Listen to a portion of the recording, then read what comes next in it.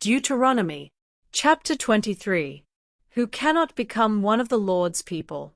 Moses said to Israel, if a man's private parts have been crushed or cut off, he cannot fully belong to the Lord's people. No one born outside of a legal marriage, or any of their descendants for 10 generations, can fully belong to the Lord's people. No Ammonites or Moabites, or any of their descendants for 10 generations, can become part of Israel, the Lord's people. This is because when you came out of Egypt, they refused to provide you with food and water. And besides, they hired Balaam to put a curse on you. But the Lord your God loves you, so he refused to listen to Balaam and turned Balaam's curse into a blessing. Don't even think of signing a peace treaty with Moab or Ammon. But Edomites are your relatives, and you lived as foreigners in the country of Egypt. Now you must be kind to Edomites and Egyptians and let their great-grandchildren become part of Israel, the Lord's people. Keep the army camp acceptable. Moses said to Israel, when you men go off to fight your enemies, make sure your camp is acceptable to the Lord. For example, if something happens at night that makes a man unclean and unfit for worship, he must go outside the camp and stay there until late afternoon. Then he must take a bath, and at sunset he can go back into camp. Set up a place outside the camp to be used as a toilet area.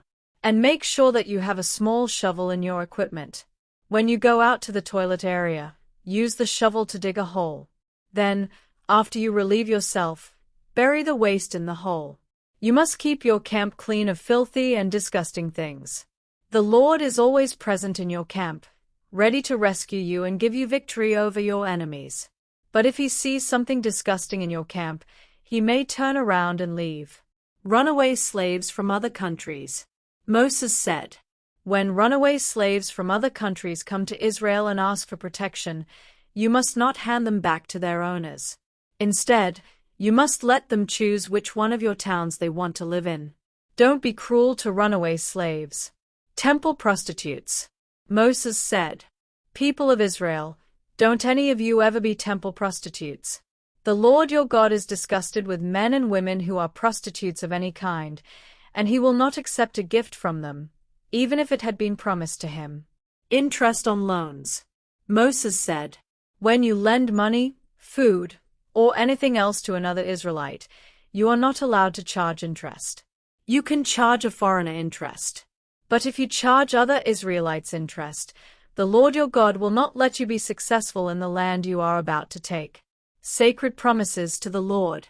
Moses said, people of Israel, if you make a sacred promise to give a gift to the Lord, then do it as soon as you can. If the Lord has to come looking for the gift you promised, you will be guilty of breaking that promise. On the other hand, if you never make a sacred promise, you can't be guilty of breaking it. You must keep whatever promises you make to the Lord. After all, you are the one who chose to make the promises. Eating someone else's produce. If you go into a vineyard that belongs to someone else, you are allowed to eat as many grapes as you want while you are there. But don't take any with you when you leave. In the same way, if you are in a grain field that belongs to someone else, you can pick heads of grain and eat the kernels. But don't cut down the stalks of grain and take them with you.